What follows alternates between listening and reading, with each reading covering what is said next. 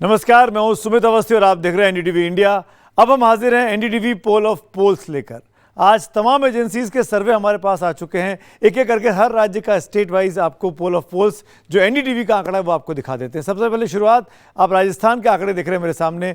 राजस्थान में इस बार गहलोत की सरकार थी, कड़ा मुकाबला हुआ और जो पोल ऑफ पोल्स का आंकड़ा निकल कर आ रहा है वो ये इशारा कर रहा है कि भारतीय जनता पार्टी वहां पर दोबारा एक बार फिर 5 साल के अंतराल के बाद सरकार बना सकती है। 104 सीटें उसके पास जा रही हैं, 199 पर वोट पड़े हैं और कांग्रेस के खाते में जो कि सत्तारूढ़ पार्टी है अशोक गहलोत वाली पार्टी, उनको 85 सीटें मिल रही हैं। कांग्रेस चुनाव लड़कर हारती हुई इस पोल ऑफ पोल्स में दिखाई देती है। अब चलते हैं अगले राज्य की ओर, वो भी पड़ोसी राज्य है राजस्थान का और वो है मध्य प्रदेश। मध्य प्रदेश में उल्टा था, यहां पर बीजेपी की सरकार थी और कांग्रेस उसको चुनौती दे रही थी। देखते हैं क्या हो रहा है। बीजेपी पोल ऑफ पोल्स में फिर से सरकार बना रही है। शिवराज सिंह चौहान लौटते हुए दिखाई दे रहे हैं। 124 सीटें आ रही हैं और कांग्रेस के खाते में 102 सीटें हैं। बहुमत के लिए 116 का आंकड़ा इस राज्य में चाहिए है। बाकी जो पार्टियां वो ऑलमोस्ट नगण्य हो गई हैं। तो कांग्रेस चुनौती तो दे रही थी, लेकिन उसकी चुनौती इतनी मजबूत नहीं थी कि वो शिवराज सिंह के गढ़ को हिला पाए। बीजेपी के चुनाव लड़ने की जो स्ट्रैटेजी थी कि अपने केंद्रीय लीडरशिप को वहां पर जाके लड़ाना, उनको साथ साथ एमपीज को खड़ा करना, उसका फायदा बीजेपी को दिख रहा है। लाडली बहना स्कीम जो है मामा की, शिवराज सिंह चौहान की, वो लगता है महिलाओं को के वोटों के जरिए बीजेपी ने अपना वोट बैंक उस पर साध लिया है।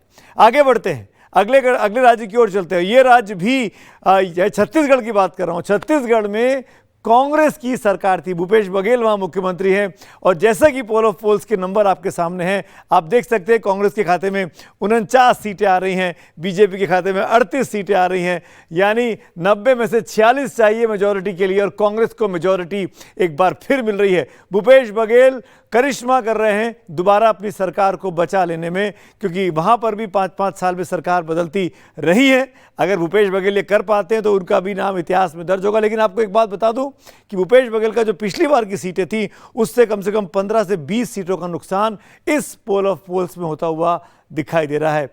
अब अगले राज्य की ओर आगे बढ़ते हैं। अगला राज्य दक्षिण का है। दक्षिण में तेलंगाना की बात करते हैं। तेलंगाना में एकमात्र ऐसा राज्य था इन 5 विधानसभाओं में जहां पर त्रिकोणीय मुकाबला था, जहां पर बीआरएस है, जहां पर कांग्रेस है, जहां पर बीजेपी है। बीआरएस की सरकार है, 44 सीटें इस बार पोल ऑफ पोल्स में बीआरएस को मिल रही है।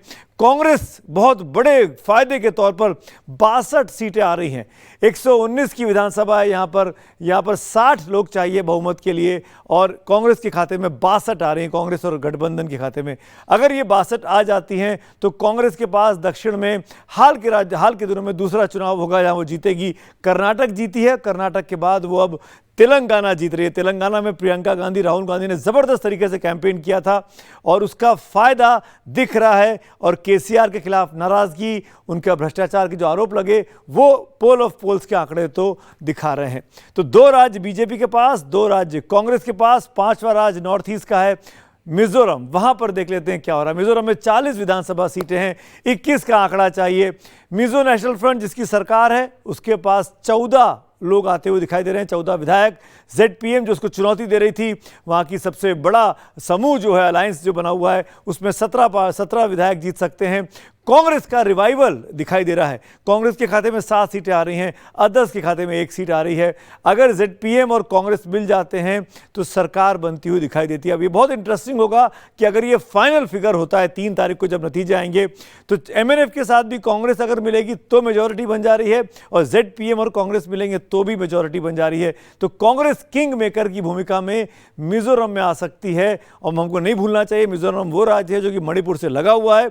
मणिपुर में जबरदस्त टर्बुलेंस था आज से करीब 5 महीने पहले, उसका असर मिजोरम में दिखाई दिया और इसीलिए मिजोरम में जो MNF की सरकार है, जिसमें बीजेपी जिसके पार्टिसिपेंट थी, NDA का हिस्सा था, वो सरकार अपनी हारते हुए दिखाई दे रहे हैं और उनका जो विपक्ष था यानी ZPM और कांग्रेस, उनको फायदा होता हुआ दिखाई दे रहा है। तो ये था NDTV का पोल ऑफ पोल्स जो इशारा कर रहा है कि 2 बड़े राज्यों में बीजेपी आ रही है, 2 राज्यों में कांग्रेस आ रही है और तीसरा राज्य जो कि छोटा है वहां पर त्रिशंकु विधानसभा आ सकती है और कांग्रेस वहां पर किंग मेकर की भूमिका में आ सकती है।